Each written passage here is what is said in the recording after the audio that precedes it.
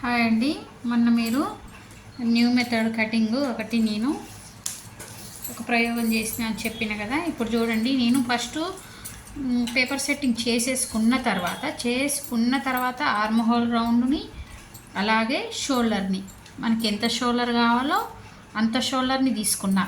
ఇప్పుడు మనకి తప్పకుండా ఇది చూడండి, మనకి డాట్ వచ్చింది, కాకపోతే డాట్ కొంచెం తక్కువ వచ్చింది, లేదు 30 వచ్చింది, 30 డాట్ వచ్చింది.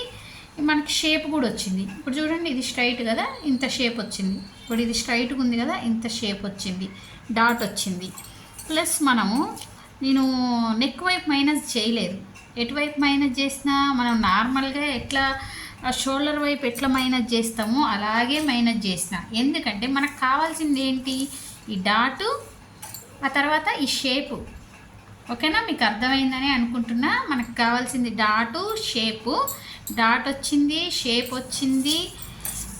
ఇంకోటి నెక్ వైపు కాకుండా షోల్డర్ వైపే నేను మైనస్ చేసిన.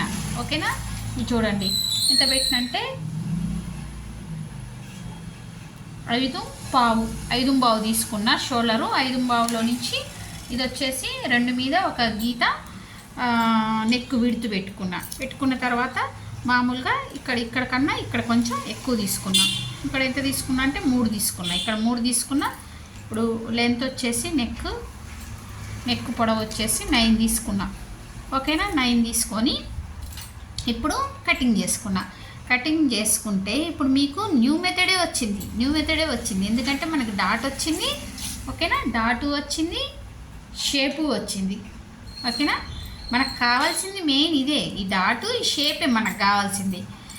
చూడండి, ఇంకా ముందు వీడియోస్లో ఇంకా క్లియర్గా చెప్తా దీని గురించి. ఎందుకంటే మీకు ఇంట్రెస్ట్ ఉందా లేదా అనేది కూడా నాకు కూడా తెలియాలి కదా. మీకు ఇంట్రెస్ట్ ఉంటేనే నేను ఈ మెథడ్ని మీకు వివరించి చెప్తా. మీరు ఎలాంటి వాళ్ళకైనా డౌట్ లేకుండా ఈ కటింగ్ అయితే చేసి సూపర్ ఫిట్టింగ్ వచ్చేలాగా కుట్టగలుగుతారు. ఓకేనా.